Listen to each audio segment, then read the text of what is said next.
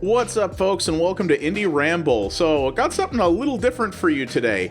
This is a game that's actually, well, it does have a single-player component, which is what I'm going to show you, but it's mostly a couch competitive game. There's been quite a few of these in the last number of years, and this one has quite an interesting history. It originally came out as a Stadia exclusive. Yeah, we all know how well that went. Stadia shut down not too long before I'm recording this, actually. But after its demise was announced, the developer managed to get it out on PC. It had a publisher, and then it very quietly didn't one day, and it did manage to come out, though, and it's flown a little bit under the radar, which is kind of a shame, because it's actually kind of neat. So this is Gunsport, and it comes to us from a small team who've done a number of different things, but nothing really like this before. And the idea behind it is we're in this kind of, I guess you'd call it sort of cyberpunk, corporate dystopia kind of thing. And Gunsport is this sort of futuristic sports game. And the best way I can describe it is futuristic volleyball with guns, kind of, but not entirely. So yeah. So I'm going to show you the campaign mode here, which does show off, you know, the core mechanics of it, but really the meat and potatoes of this game is the versus mode. It's local only versus, but you could play it just fine through Steam Remote Play if you wanted to do that. And, well, I'll show you what happens here. So there's a few different teams to choose from that have different sort of traits to them. I finished the campaign with one of these teams. I have some other ones here that for some reason it's not showing the matches I've cleared, but that's okay. And, yeah, I'm going to show you the basics here. So you guys are going to have to let me know in the comments down below what you think of this, or if you know of other games like this, because I'd be curious to know about that. And check the pinned comment, because there's a little bit of a secret that they put out for this that I'm going to reveal to you guys. So there's 2 players on each side. You have to pick which one you want to play, either the striker or the goalkeeper. If you're playing single player, I definitely recommend going with the striker. I think that's just because it's a little bit more interesting what they're able to do, though there are interesting things to do with both sides. And so each of these teams has a little bit of a backstory that sort of gets revealed over the course of this, but really what you're doing is just a tournament ladder. So you're going to go up the chain, taking out each team in the league. Each one gets a little bit more challenging as you go, and the levels change as well, which I'm going to show you. And you're just trying to win the tournament. Pretty simple, but it gives you a good exposure to the game itself, and this can be fun in and of its own right. So, here we go. So, each level that you're going to play in is different, and not only in terms of appearance, but in terms of some of the rules that apply to the gameplay, some of the environmental changes. The goals will work very differently. You see here we have sort of these goals that are moving on each end of the level. Yeah, so that varies between the different levels, and getting the shot into different colors will award different points. So the way scoring works in this is you not only are awarded points based on which goal you get things into, but also how long the ball rallies. So the longer it stays in play, basically an additional point is added for each time the ball is bounced back and forth between the 2 sides. So you want to work on that. And so what you do here is, as the striker, not as the goalie, but as the striker, you can jump, as you can see here. And what you're trying to do is, using your gun, shoot the ball into the other team's goal. That's basically what it is. Now, despite the fact that of what the name has, this game does not have any actual combat in it. You're using your guns to hit the ball, not to hit other people. So this is not a blood sport. You're not aiming to, you know, destroy the other team. You're only aiming to beat them in this competition. So you'll shoot the ball back and forth like this, and then what happens is each team has a special ability as well that you will level up by keeping things in play longer. And the neat thing is that each team's is different. So you'll have a different effect that you can use, and you can use it on demand. So there's basically only 3 buttons to this. You jump, you shoot, and you use your special ability. And once you hit the score cap there, which you saw was 60 points, which doesn't take nearly as long as you might think, there you go. Match is over and you move on. So it's interesting, right? Because the game is called Gunsport, and while it is faster than the original, it's not crazy fast. Like, you may have seen there that once the ball gets rallying, it really can get moving pretty quick. But otherwise, it's actually pretty, you know, it can get pretty slow in spots like that. So you can see here, see the goals have changed. Now we have 3 different goals, but they're static. So and again, the scoring changes depending on how you utilize those. The game can get very, very frenetic and very, very fast because the ball will speed up as it stays in play longer. And to be honest with you, because the game on Stadia was originally just called Gunsport, and then Hyper Gunsport is this version that has come out since, and where they have added a lot of that rally speed to it. And I think the main reason they did that, to be honest, is because when you're playing on a local computer, you don't have the latency that something like Stadia did. So it's a lot easier to play a game that is really, really fast and crazy and actually, you know, not feel like you're fighting the controls all the time. That's my guess. I wasn't told that. That's just what I'm thinking. But the one thing I will say about playing against the AI is that it's A, pretty easy, and B, rarely gets very fast. The AI in this is... It's not amazing. The only time I've had any real challenge in this is usually in the last couple of levels in one of the leagues.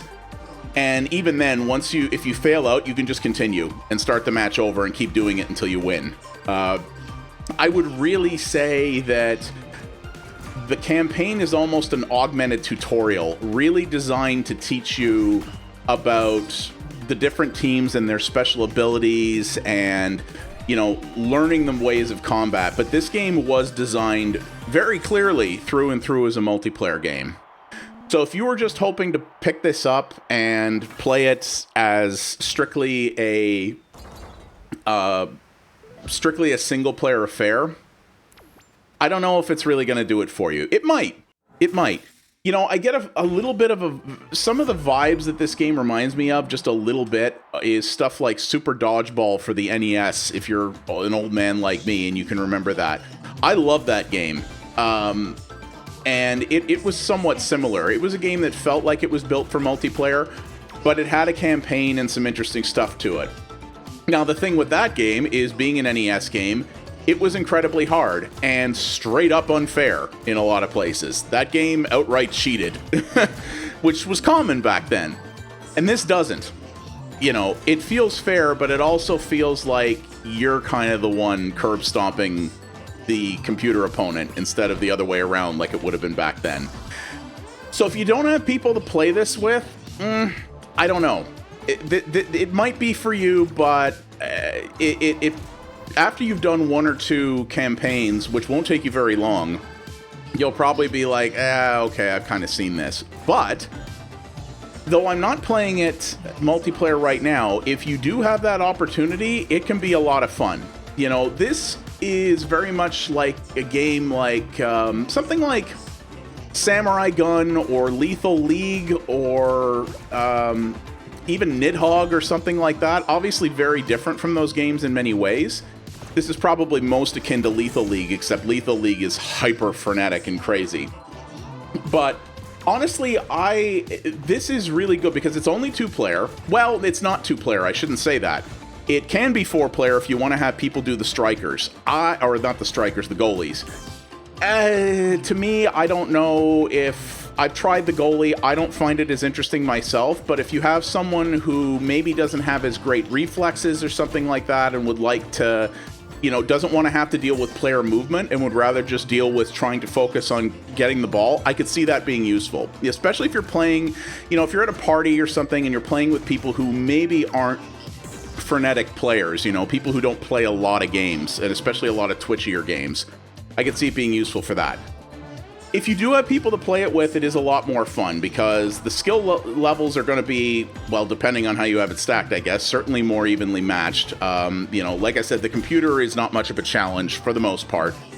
And you get, you know, you get the ability to have up to 4 people playing it, and you'll get, you know, if you have people who are relatively evenly skilled, you'll get some crazy rallies going, and things will just get really fast and really nuts, and you'll have a good time with it, you know, and that's what games like this are really good for. if they didn't put this out with some kind of single player component, I understand why they did it. I think if you didn't have that, the game would not gain much interest at all, because people need to be able to try it to understand it. You know, you could just hand two people controllers and say, figure this game out, and they could, without a doubt. But having this mode definitely makes it a little better and does add a little bit more value to it for that. Would something like online play have been nice? Absolutely it would. But online play is not as easy as just ticking a box in your favorite game engine and off you go. You know, this is a game that had an interesting development history, and yeah, it's adding online play would have been, and the infrastructure to support it would have been difficult. And I get that. I totally do. But nonetheless, it would have, you know, if you weren't reliant on having people at the same computer, which with Steam Remote Play you're technically not, but you know what I mean. It definitely would have been a little bit better, I think, in that respect. But that's the limitations that they had. And on its own, it's still pretty good. You know, it's reasonably priced, I think, for what it offers. If you don't have people to play it with on a regular basis, you may not get the time out of it you'd like to, but that's the case with any of these sort of couch competitive games, you know. And but I have a collection of these around for when I do have people over and things like that, and they're good fun. You know, it's very easy to learn. And, well, against similarly skilled players, I would definitely say it's hard to master. Against the AI, perhaps not so much. But, you know, you definitely... It has that sort of fast, frenetic action to it that can evoke a lot of laughs. And it's a game where no one's going to take it super seriously, right? And that's what's great about titles like this. And honestly, you've really seen most of what it is here. It's very simple. But it's simple by design. Easy to learn, hard to master. That's really the key thing of this. And I do enjoy it. I really love the way it looks. I think the pixel art in this is super choice. It's got this sort of synthy soundtrack that's good. It's high energy. It sort of fits the mood well, and the setting. I think it. I think it's quite enjoyable in that regard. It's well produced, and it's something that they clearly put some effort into. And it's nice to see a few of the unfortunate Stadia, games that failed out of Stadia's massive failure, actually getting a second lease on life. You know, it's nice seeing some of these things get a chance to come out somewhere else where a larger audience can experience them. Or indeed now any audience, now that Stadia is gone. So here we go. We're at the end of this. We're at the end of this campaign. So you see the rules change a lot. This is the one time where the game gets hard, because basically you have half the points to win. The ball is big, and if it hits the floor, it also counts as a goal. So this one you might need to continue a couple times. But again, if you fail, you can just hit continue, and off you go. As I said, it really does feel kind of like an elongated tutorial, but single player is not what you come to these games for. If it is what you're looking for, if you're looking for a big, deep campaign, could it have had one? Sure. But it would have needed to be a much bigger game with a much bigger budget, and that was not its intention, you know? And I think this game had a narrow purpose, and I think it serves that purpose very well. And there's an audience out there for these couch competitive type games. As a PC game, it's maybe not as accessible to that type of crowd, to the crowd who's really into these kinds of games, as compared to, as compared to something like the Switch or whatnot. You know, on Switch, this would be an almost no-brainer. Oh, I friggin' schooled that one. Oh, that's nice. So yeah, it's fun, and it's got a really nice look to it. But you really see what this is offering here, and you're gonna know pretty quick if it's what you're into or not. You know, if you don't have, I don't want to say if you don't have a lot of friends, but that's true. But if you don't have a lot of friends who are regularly in the same setting together, you know, or friends who you can get set up on Steam Remote Play where you have a good enough connection to serve that many people, then this might not be for you. But there's an audience for games like this, and I think that audience would be well served by this. It's good fun.